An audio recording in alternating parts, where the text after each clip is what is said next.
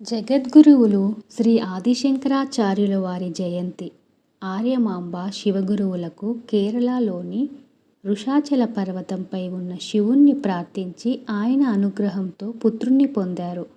పార్వతీదేవి సుబ్రహ్మణ్య స్వామికి ఏ విధంగా జన్మనిచ్చిందో ఆర్యమాంబ శంకరులకి అదే విధంగా జన్మనిచ్చింది అని శంకర విజయం చెబుతోంది.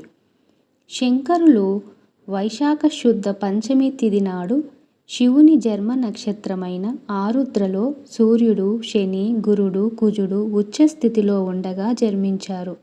ఆదిశంకరుల జన్మ సంవత్సరం గురించి కొన్ని భేదాభిప్రాయాలు కూడా ఉన్నాయి.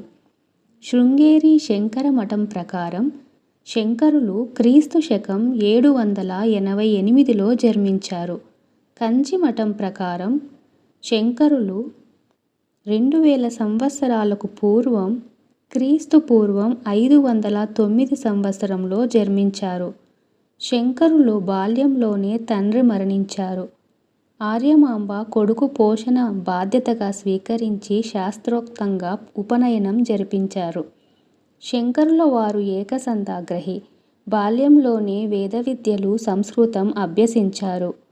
బాల బ్రహ్మచారిగా శంకరులు ఒకరోజు భిక్షాటనం చేస్తూ ఒక పేదరాలి ఇంటికి వెళ్ళి భిక్ష అడుగగా భిక్ష వేసేందుకు ఏమీ లేక తన ఉపవాసాన్ని విరమించటం కోసం ఉంచుకున్న ఉసిరికాయను దానం చేసింది.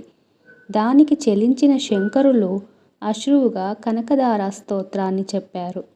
కనకధార స్తోత్రంతో పులకించిన లక్ష్మీదేవి బంగారు ఉసిరికాయలను వర్షింపజేసింది.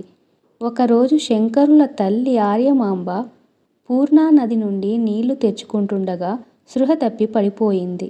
అప్పుడు శంకరులు పూర్ణా నదిని ప్రార్థించి నదిని ఇంటి వద్దకు తెప్పించారు. ఆ విధంగా నదీ ప్రవాహ మార్గం మారేసరికి గ్రామ ప్రజలు శంకరులు జరిపిన కార్యానికి ఆశ్చర్యచకితులయ్యారు. సన్యాసం తీసుకునే సమయం ఆసన్నమవటంతో శంకరులు తల్లి అనుమతి కోరారు. శంకరులు సన్యాసం తీసుకుంటే తాను ఒంటరి అవుతానన్న కారణంతో తల్లి అందుకు అంగీకరించలేదు. ఒకరోజు శంకరులు పూర్ణా నదిలో స్నానం చేస్తుండగా ఒక మొసలి పట్టుకుంది. సన్యాసం తీసుకోవటానికి అంగీకరించమని, ఆ విధంగా మరణించే సమయంలోనైనా తాను సన్యాసిగా ఉంటానని తల్లిని కోరారు. దానికి ఆమె అంగీకరించింది. దీనిని ఆతురాన్యాసం అని అంటారు.